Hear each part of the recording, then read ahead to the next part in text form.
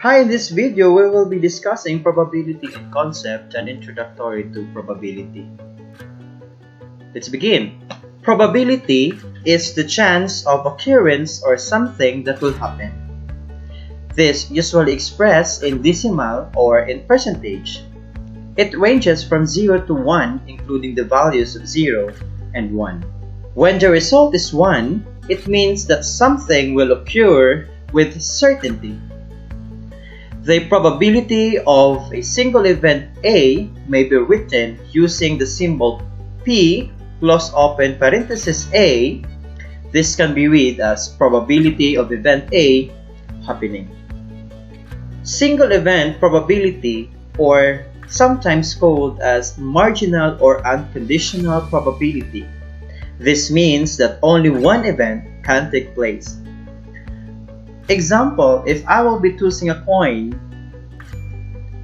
and the result was head, that pertains to a single event probability. Sample space refers to all possible outcomes. Example, when rolling a dice, imagine dice has 6 sides, so the possible outcome will be 6. Thus, our sample space is 6. This can be symbolized as S is equals to close open bracket 1, 2, 3, 4, 5, and 6. Event refers to a possible outcome on an activity.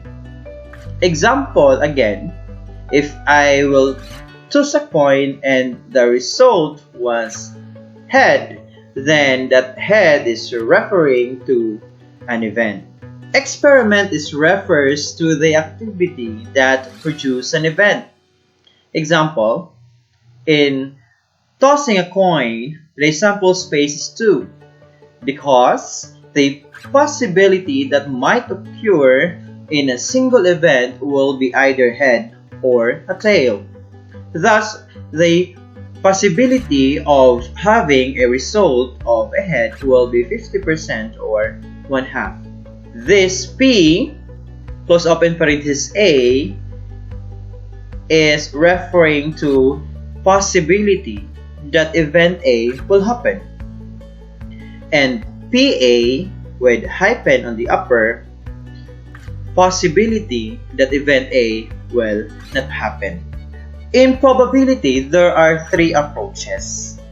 The probability of an event can be determined using different conceptual approaches. Subjective probability, relative frequency probability approach, and third is the classical approach. We will be discussing one by one. Let's start with subjective probability. This is based on the personal belief or feelings of the person making the probability estimate. It may also be based on individual experience or perception. Example, assuming you are a manager and there is a vacant position in your organization. There are 2 suitable employees. One is intelligent but average in his work performance, and another is average in intelligence but superb in his work. You know that you need a hard-working employee, but based on your experience, you admire an intelligent person. So as a result, your decision might be influenced by your experience, and thus preferring the intelligent one to the hard-working employee. Second, relative frequency probability approach is based on how many times the event has occurred. Example, based on the record or the previous record, 200 students out of 1,500 chooses BS Agribusiness because it is an in-demand course. What is the probability of incoming freshmen to select agribusiness as their primary course? So simply 200 divided by 1,500, that is the total population of the student, is equals to 13.33% probability that on the following year, students might take the course agribusiness. Third and the last approach is the classical approach.